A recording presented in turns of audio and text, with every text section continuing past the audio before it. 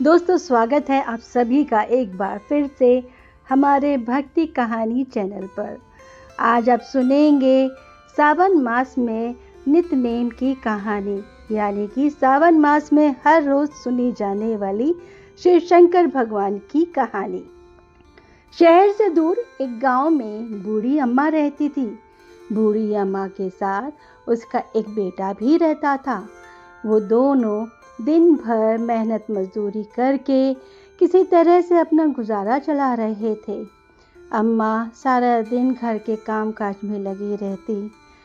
अम्मा बूढ़ी हो चुकी थी और घर के काम काज से थक जाती थी।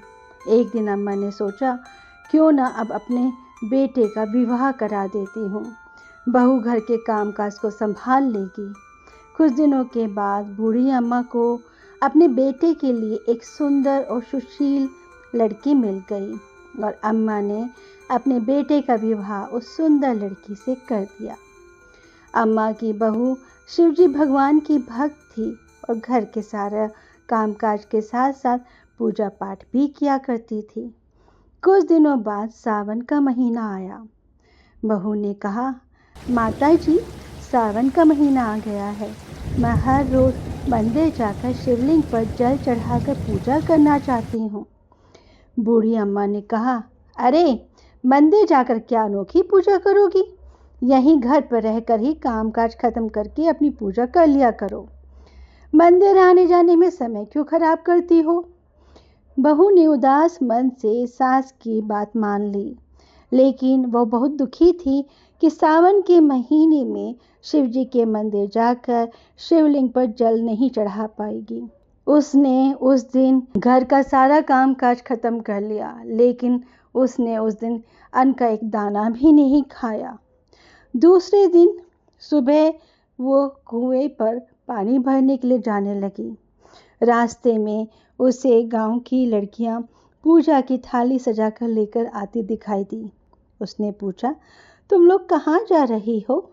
तो उन लड़कियों ने कहा, अरे तुम्हें पता नहीं कि सावन का महीना शुरू हो गया है? हम सब तो भोलेनाथ की पूजा करने के लिए मंदिर जा रही हैं। ये सब सुनकर बहू उदास और दुखी हो गई।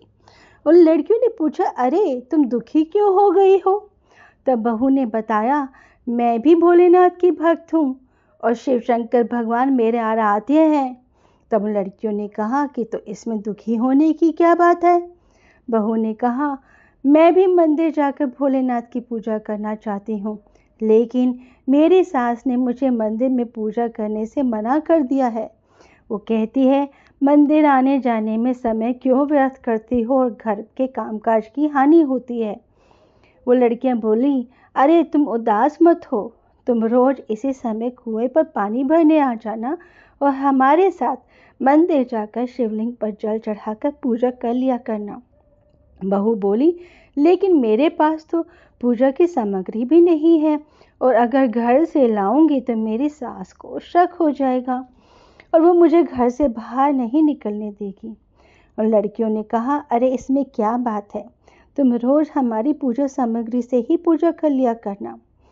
ये बात सुनकर बहू बहुत खुश हुई और वो रोज मंदिर जाती और उन लड़कियों की पूजा सामग्री से ही शिवजी की पूजा करने लगी।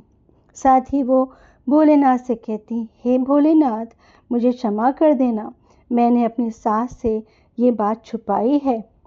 ऐसे पूजा करते हुए पूरा सावन का महीना बीत गया और अंतिम दिन बहू ने सोचा, मैंने पूरे सावन माह में दूसरों की पूजा सामान से पूजा की है। आज मुझे अपनी भी कुछ चीज़ भोले बाबा पर चढ़ानी चाहिए। ऐसा सोचते ही उसने तुरंत ही अपने नाक के सोने की नथ निकाली और उसे पानी से धोकर स्वच्छ करके शिवलिंग पर चढ़ा दिया। जब वो घर वापस आई तो अपनी सास की नज़र बचाकर इधर उधर घर के काम करने लगी। उसे डर था कि उसकी नाक में नथ ना देखकर उसकी सास जरूर पूछेगी कि नथ कहाँ खो गई।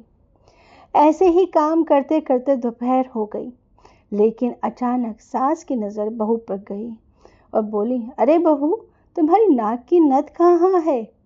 बहू ने घबराकर कहा, माँ जी, लगता है कहीं खो गई है। सास बोली, चलो तुम्हारी नथ ढूंढते हैं। बताओ तुम सुबह से किस किस जगह गई थी और क्या क्या काम किया है। बहू बोली, मैं तो सुबह कुएं में पानी भरने गई थी, लेकिन तब तक तो नथ मेरी नाक में ही थी। उसके बाद मैंने गोबर के उपले बनाए थे। सास बोली, चलो जहाँ उपले बनाए थे वहीं ढूंढते हैं। दोनों सास बहू जहाँ उपले रखे थे गई और वहाँ उन्होंने इधर उधर देखा तो नथ नहीं मिली। तब सास ने कहा, बहू अब इन उपलों को तोड़कर देखते हैं, शायद इन उपलों में तुम्हारी नथ मिल जाए। दोनों सास बहू ने उपले उठाए और तोड़ने लगी। तभी सास के उपले में से सोने की नथ निकली और उधर बहू के उपले में से भी सोने की नथ निकली। सास बोली, नथ तो एक थी, फिर दो कैसे निकली। अब सास सारे उपले तोड़ने लगी और सभी उपलों में से सोने की नथ निकलने लगी। सास ने बहू से पूछा, ये क्या माजरा है। तब बहू ने क्षमा मांगते हुए अपनी सास को सावन के महीने में चुप कर पूजा करने की सारी बात बता दी और कहा कि आज सावन का अंतिम दिन था तो मैंने भोलेनाथ को अपनी नथ अर्पित की थी। ये भोलेनाथ की ही कृपा और चमत्कार है कि मेरी एक नथ के बदले में भोलेनाथ ने हमें इतनी सारी सोने की नथ दी है।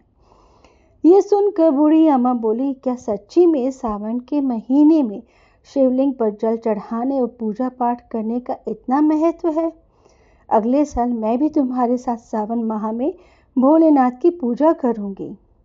साल बीतने में जब सावन का महीना आया तो दोनों सास बहू ने पूरे सावन माह में शिवलिंग पर जल चढ़ाया और पूजा जप तप किया।